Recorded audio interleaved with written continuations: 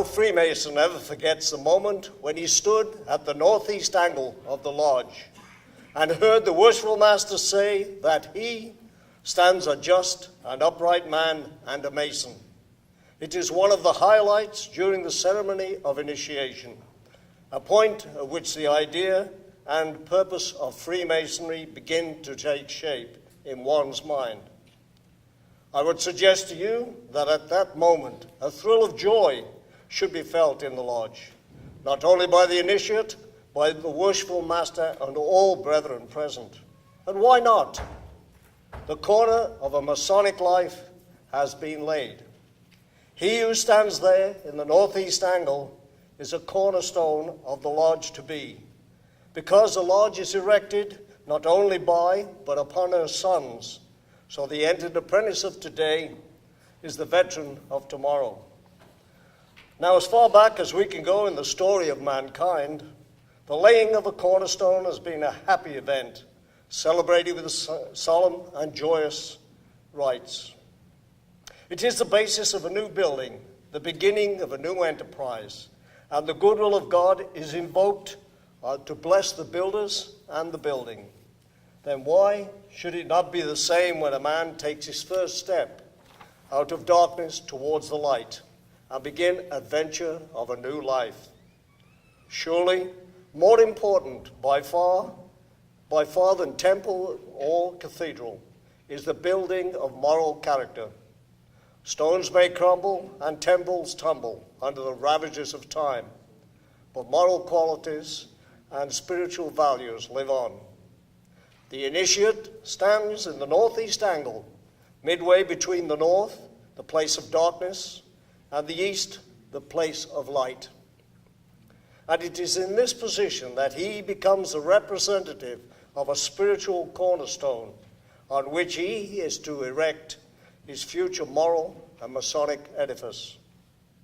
But why the northeast angle? Wouldn't some other angle do just as well?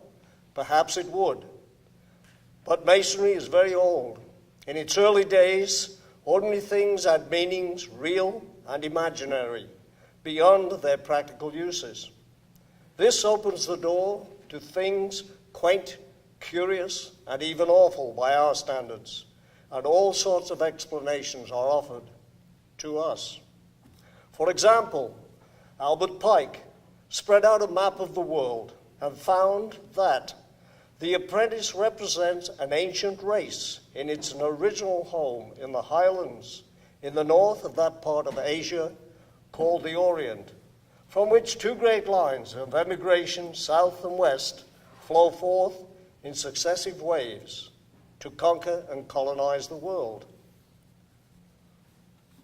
What truth can this teach us beyond the suggestion that the house of the initiate took the form of the world, as then conceived, and that premulation follows the line of march of a conquering race? Another student looks at the same map and studies the movements of the sun from season to season. To him, the northeast corner of the world, as then mapped, was and is the point of the annual course of the sun when it reaches the extreme limit, the longest day of the year. Then again, turning to the history of religion, he finds not unnaturally many rites of primitive people, magical rites and midsummer night dreams, celebrating the summer solstice, the time at which, the 21st of June, the sun is the farthest from the equator and appears to be paused before returning. Many hints and relics of the old light religion are preserved for us. One of them being that the northeast corner of the universe, and so the larger of which it is a symbol, is the seat of the sun god in the prime of its power. So what more appropriate place from which to start an edifice, or to place an apprentice as to begin to build his temple of his Masonic life? And also because the magical ideas associated with the northeast angle, it was a custom for ages to bury living human beings under the cornerstone of a building to mollify the gods. Early man, conscious of his weakness, thought that his building required supernatural protection because what he had erected would be destroyed unless a spiritual defender haunted it. As the gods were far stronger than man, whatever was sacrificed to them had to be of the best. Hence arose the awful rite of foundation sacrifice, in which human victims were walled up in cornerstones, thrown bound into the hollow foundation to die a miserable death by suffocation, or mercifully by crushed to death by a stone laid on top of his trembling bodies. But it was common belief that the souls of such persons received some extra exploitation in the hereafter, so there was no dearth of candidates for the gruesome horror of placing their bodies beneath the cornerstone of some superb and stately edifice. Legend accounts of human sacrifice in connection with the buildings are found in all lands, from which, as St. Columba burying St. Oran alive in the foundations of a monastery, to the walling in of a child in the building of the castle of Liebenstein. In Greece, the bridge of Atta, so legend tells us, fell down as fast as they could build it, until they walled in the master builder's wife. Then it stood. The familiar child's game, London Bridge is falling down, has been traced to a legend that human sacrifice was consummated when it was first built. The African, Borneo, and Polynesian foundations have been laid on human victims, and even today, animal or fowl sacrifices are made in connection with the setting of the center pole in some of the tribes. Charles C. Hunt, noted Masonic authority and librarian, lists numerous examples of human sacrifice in connection with the laying of cornerstones and the foundations of buildings.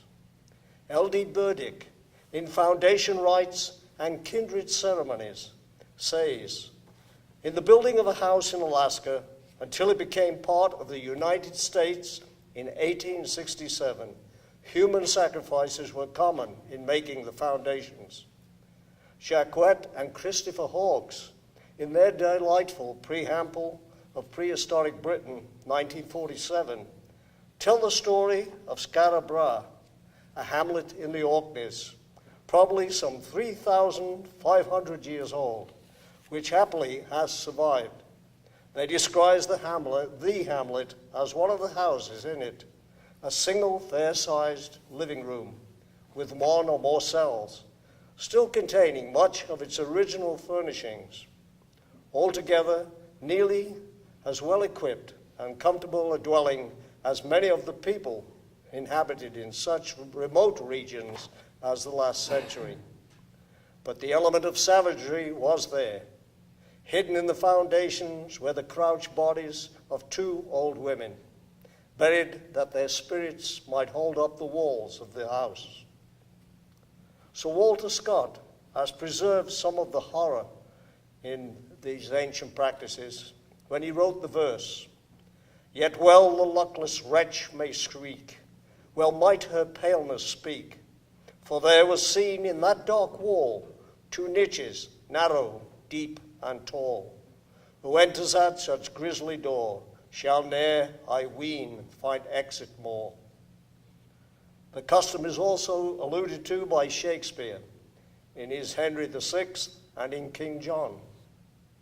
Out of this practice, we still retain the custom of chiseling and hollowing a receptacle in the ashlar to receive mementos, to be sealed away against the time when the structure will sink into decay. Customs remain. The reason for them change. We throw rice after the bridal couple. How many know that that is a symbol of fertility? A man doffs his hat to a lady, survival of the day when a knight removed his helmet to show that he knew he was in the presence of one who would not harm him. When Freemasons lay a cornerstone, they pour over it the corn of nourishment, the wine of refreshment, and the oil of joy, which symbolizes the aims, hope, and sacrifices of the builders of the structure. In the hollowed center, they put such things as pictures, a coin, a newspaper of the day, etc., possibly all knowing that these are the remains of an ancient superstition, that without a sacrifice to provide a protective ghost to haunt the building, it would fall.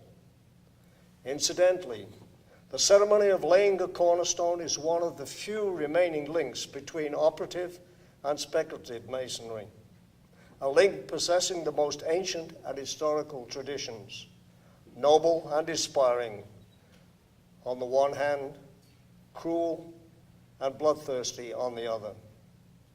The books of Joshua, Kings, Ezra, Isaiah, and Hebrews provide us with many apt references, but possibly the greatest of them all, from a Freemason's point of view, is that of Isaiah chapter 28, verses 16 and 17. Therefore, thus saith the Lord God, behold, I lay in Zion for a foundation stone, a tried stone, a precious cornerstone, a sure foundation, judgment. Also will I lay to the line, and the righteousness to the plummet. The apprentice, then, is not only to be a builder, but to be built upon. Out of him the future of the craft is made, and a wise lodge will take care that they select only the finest building material, of which strong walls may be made for their future. Thinking of all these strands of thought and faith, sorrow, and woven into the symbolism of a lodge, how can anyone watch without emotion as the entered apprentice takes his place in the upright and eager at the northeast angle of the lodge? There he stands against a background of myth, symbol, and sacrifice, erect before God, a cornerstone of the lodge to be. So mote it be.